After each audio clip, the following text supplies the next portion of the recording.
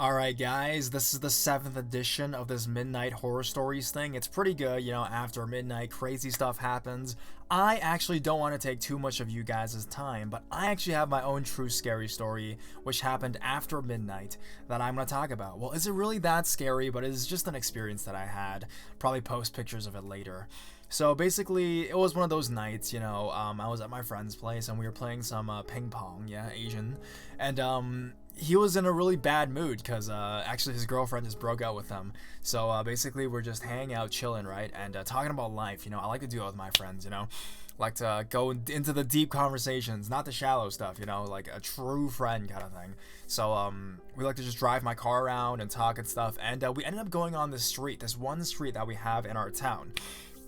And I just like felt like driving and talking to this guy. We bought some coffees. We sat in the car, just talked. It was like way past. It was like 12 o'clock, 1 in the morning, and so we're talking. We're sharing our own stories, our past love experiences, all that kind of stuff. And we're going down the straight road because I don't want to take too many turns. I don't know where the hell we're going, and it's already so late.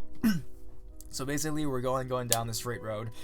And then we're going farther and farther, and I remember that I used to go to like a music producer to do music covers, and his house was like down this road as well. You just had to like make a right somewhere, but I was past that as well, and we kept going, and eventually our town, it's a pretty populated town. It has buildings, it has cities. It's like not a small town. It's Toronto, goddamn. Sorry, but we started going to this point where it was just like factories and stuff, and we kept going and going until it was just countryside. We would see a house every once in a while, a huge house, tons of farmlands, a lot of abandoned farms, and it was already really dark, and we were just on this long stretch of lonely highway road kind of thing, and there was no lights around, no street lights, nothing like that. Had to turn on the high beams. We ended up seeing some deer on the side of the road, and then on the other side we saw some abandoned, I think made out of rock houses kind of thing. It was pretty crazy. And we were just like, wow, we're just going down this road. Like, where will this take us, Usually in our town, one side of it is basically the airport, and the other side is, we've never been there before. And this is a really popular road. Like, it's a really busy road in our town, and I've never been to the end of it. And we ended up going to the end of the road, and it was just like this, it was someone's house, It's not the first time I've been to the end of a road where it's like someone's building or someone's house, but it was actually someone's house. So we were like really freaked out. We're like, well, what's going on? There was like a lot of signs everywhere. It's like, we felt like some like white supremacist KKK members lived there or something. Like, why would anyone want to live in a place like that, The houses were like really far apart, and it seemed like it was uninhabited. Maybe it was the time of night. It was like a Monday night or a Sunday night or something like that. So we went to the end of the road, and it was like a do not enter sign. It was like a forest, and then there was like a little path that was supposed to, we didn't know what it was. There was like a little farmhouse on the path, and it goes into this little corner of, we don't know what it was, But at that night, we were, kind of tired, and we were like freaked out. So I guess just the excitement of being able to reach that point was enough for us. So we went back home. The next day, we're like, you know what, dude, let's just do this. Let's like kill this, around the same time at night. I think it was a bit later too. It was like 2 a.m. in the morning. We did the same thing, drove on the same road, but that time I bought a weapon. It was like one of those. It wasn't really a weapon. It was those brushes where you brush your car windshield when there's snow. It was one of those, right? So we end up going down there, and we're like, we're gonna explore, and we don't bitch out. Like, we're just gonna go for it, all right? So we get out the car, the two of us, and we're like, we gotta explore this farm. And the abandoned farm was locked. There was no way. So we go down this path, and we said, okay, if anything, we run back to the car, we get the heck out of there, all right? So my friend's in the front, he's like walking, and I'm in the back. I'm holding this weapon, and it's like I have his back, he has my back, kind of thing. And once we got in there, I mean, it was also just someone's house. We ended up going in, and there was like this small light in the middle and 3 houses on 3 different sides. We didn't know what that means.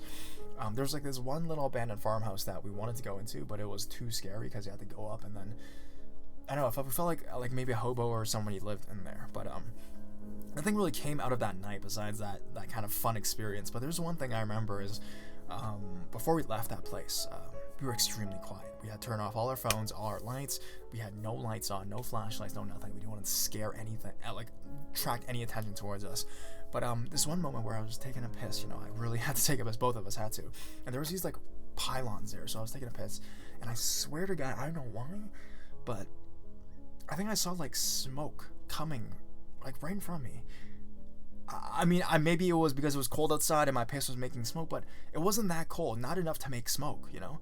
And I just saw this smoke, and then I just like was in a haze, and I just like snapped out of it. But I don't know what that smoke was, and that was it. We went back to the car and we drove, and that was the end of the road. Like that, someone actually lives at the end of the road. So I mean, if you guys have any similar experiences where you guys went to do stuff like that, like go to the end of a place, end of a road, and what you guys found, I guess put in the comments below, because I've never, like, that was some crazy stuff. We thought we were gonna get murdered, seriously. But yeah, that was a recent experience I wanted to share after midnight horror stories. So anyways, grab a blanket, turn off your lights for 3 true scary horror stories that happened after midnight. Number 7.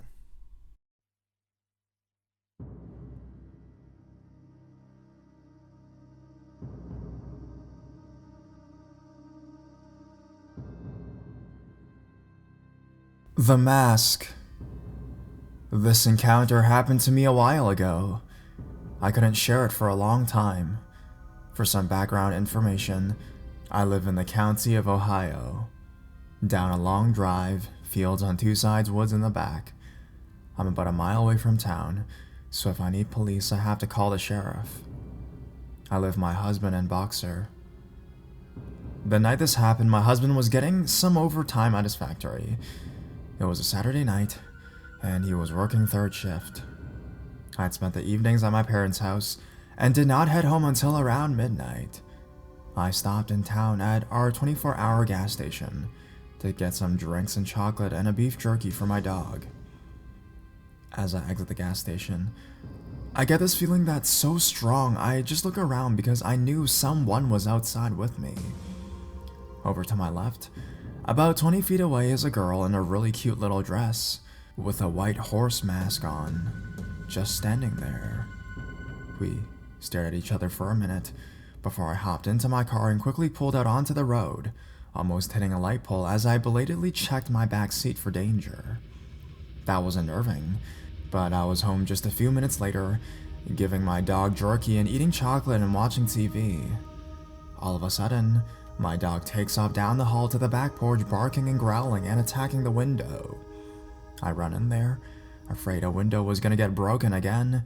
My dog broke a window trying to get a coyote once already, and I stop, dead in my tracks. There, standing at the window, is a horse mask. Again, we stared at each other. I looked over to the back door. Was it locked? Shit, I couldn't remember. Horse mask looks over at the door. Slowly, I walk over to it. So does horse mask. We both reach for the knob. It was locked. Horse mask looks behind her, and for the first time, I look around my backyard. There is a guy in a horse mask, too. I'm like, okay, this is enough. I'm calling the cops. I got my dog, shut the door to the porch, and went to the living room to get my cell phone, of course. I left my phone in the car when I carried my stuff in the house. In my car that's in my garage, my dark garage. Basically lacking any choice, I opened the door to the garage and tried to open my car door, but oh, guess what? I must have locked it, and I didn't have the keys. I crept back into my house. No sign of my dog, no horse mask in the backyard that I could see from the kitchen window. I grabbed my keys and got the phone. I called the sheriff and told them what happened. It was that I was followed home and I was alone. They asked if they were still outside. I looked out the window room by room, nothing. Until I got to my front yard. Right out front, there they were. Just standing, about 100 feet away, holding hands. Staring. I honestly was crying at this point to the dispatcher, who assured me someone would be there soon. As I stood there, clearly on the phone, the girl waved. Then, they walked hand in hand down my lane, out of sight. It took the sheriff 10 minutes to get there. They found nothing. Told me the guy probably sat in a car and they just followed me. Just kids being kids, they said. My dog didn't come out of my bedroom the rest of the night. I sat up listening to silence until my husband got home. A couple weeks later, someone from the sheriff stopped by to follow up. They said they checked the cameras at the gas station, but all it shows is the girl walk up by the dumpsters and stand there until I left, and she walks away.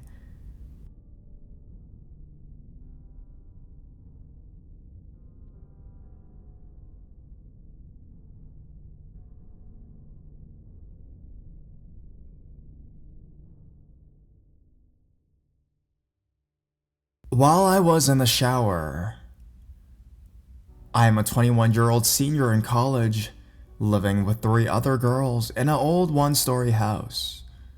We are located about a 15-minute walk from my main campus, and the majority of our neighbors are college students. That being said, this town is notorious for being a little, well, sketchy. Millie is home to one of the first insane asylums built in America. After the majority of it being closed down and abandoned for years, the final building was shut down about a month ago, and the remaining patients were released. Now, I doubt this is directly correlated with my creepy experience, but I am not the only one who has interesting encounters with strangers since their release in this town. 2 nights ago, after getting off work around 11:30, I came home to my roommates getting ready to go for a night out. I realized how stupid I was, but we often had an open door policy, free for anyone to come over and visit as they please. We would lock the door at night, but the one time we forgot really came to bite us, or me, in the ass. So, around midnight, I was hopping into the shower as my roommates were heading out the door. We said our goodbyes, and I told them I would be meeting up with them later. I had just stepped out of the shower when I heard what sounded like the front door slamming shut. I automatically assumed that one of the girls had forgotten something, so I called out their names. No response. I then hear footsteps in the hallway. I call it again. No response. Fear and dread came over me, and I immediately grabbed my clothes and ran into my bedroom. I threw my clothes on, leaned my ear to the door, and waited in silence to hear if someone was inside the house. I hear nothing. I decided that it must have been one of my roommates grabbing something and leaving again, so I head into the living room to get my phone. 6 missed calls, and it's still ringing. My roommate Carrie was on the other end. I answered, and immediately could hear the panic in her voice. "Lay, are you in the house?" "Yes. Why, Carrie?" "You need to get out. Sam drove by and said he saw a man walking through the front door. He called the police, but you need to leave." I shit my pants. Nothing was going through my head besides pure adrenaline and fear. I wasn't sure of the man's intentions, but I sure wasn't going to wait around to find out. While remaining on the phone with my roommate, I bolted out the front door and hid behind my car. I watched the house from afar, waiting anxiously to see any movement. My thought process was not at its finest at this point, and I realized I probably could have made smarter decisions. As my friends approached in a truck, I sprinted out from behind my car and jumped in the back of their truck bed. Just as I did that, the dark figure scurried off into the woods, running in the opposite direction. I can only assume he had been inching closer as I was waiting for them to arrive. I screamed bloody murder and we floored it out of there. I refused to go back into the house until the police arrived and it had been triple checked. There were no signs of anything being touched or stolen, which makes me wonder what the man's intentions were. You can guarantee that I have locked my door every night since. And to the stranger who walked into my house while I was in the shower, let's not meet.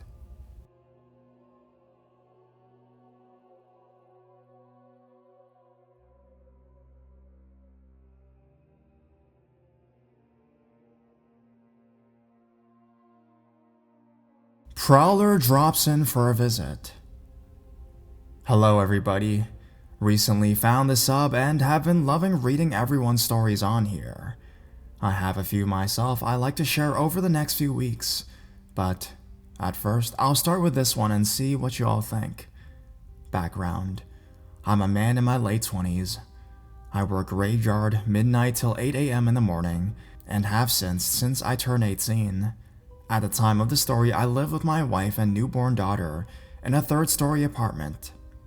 Front door of the apartment and a small kitchen window are both accessible from the outside, but all the other windows and the patio door, which is attached to the living room, are about 40 feet off the ground. We live generally in a pretty safe neighborhood, but it is surrounded by some pretty sketchy areas. Also important to note is that the only air conditioner that we have is window mounted in our master bedroom, so all three of us were sleeping in that one room. My daughter at the time was only about a month old. Now, to the story. It's late July and blistering hot outside. I'm a cold weather kind of person, so anything over 75 degrees and I'm friggin' miserable. So, I've got the windows open and the sliding door to the deck is wide open as well, trying to get a breeze going through the house, since only the bedroom has any air conditioning. To make matters worse, I've come down with this fever that is just kicking my ass at the moment, and I just had a baby, so I'm running on about 10 hours of sleep for the whole of the last month. As I said, I normally work graveyard, but this particular night, as I went out to the living room to get dressed for work, I could barely lift my arms. You know how when you have a fever, your muscles turn to jello and everything hurts? That's me to the max. So I said, frig it, called in to work that day and passed out hard on the couch inside the living room. I proceed to have hardcore fever nightmares, and eventually wake in a pool of my own sweat. Check the clock. I've only been out for about 30 minutes. I start trying to go back to sleep when I hear this thump, thump, thump. I could not for the life of me figure out where this is coming from. Thump, thump, thump, thump, thump, thump. It's not loud, but it seems like it's right on top of me. I listen as closely as my disease-addled brain will allow me to do so. And nothing. The noise is gone as quickly as it had begun. I take a peek on the video monitor to make sure my daughter is doing okay, and promptly go back to sleep. Thump, thumped, shh, thump, thump, shh. As I'm once again awake and trying to figure out what the friggin' noise is, my attention is drawn to my infant daughter crying in the other room. I know this means she's hungry, so I peel my ass off of the couch and go to the kitchen to begin to make her a bottle. My wife emerges from the bedroom unaware that I'm even home and gasps with surprise, which startled me as well. I turn towards her to put her at ease, which causes the living room and the patio to be in my line of vision, though not hers as she is still in the hallway. As I'm telling her it's okay, just me, I see something fall from the roof onto the patio, and then moments later, a man dressed head to toe in black drops down from the mother friggin' roof of our 3-story building onto my patio. At that moment, my feverish, sleep-deprived brain went full panic mode. I tried to think of words to blurt out, but all that came out was a loud panic scream as I took off running from the kitchen towards the patio door, which was wide open. The only thing keeping this friggin' head out is the flimsy ass screen, which isn't even locked, and I'm moving like I've got cement blocks for feet thanks to this friggin' fever. Luckily, he heard my really loud scream and my yelp and saw me running towards him in the darkness, and decided to scurry back up onto the roof like a friggin' ninja. Thump, thump, thump, thump, thump, thump, thump, thump, thump, thump, thump, thump, thump. I pulled the door closed and I locked it. My wife runs off to call 911. While waiting for the police to arrive, I see that he has left his duffel bag on my deck, which was weird. Finally, when the police show up and investigate the bag, I was very, very upset by what they found inside. Zip ties, duct tape, condoms, disposable cameras, rope, a rather sizable dildo, a couple box cutters, and a nice big hunting knife. So, I have little doubt of what this man came to do that night. And if I had not decided to stay home, I don't see what would have stopped him. So, you crazy ninja fuck. Let's never meet.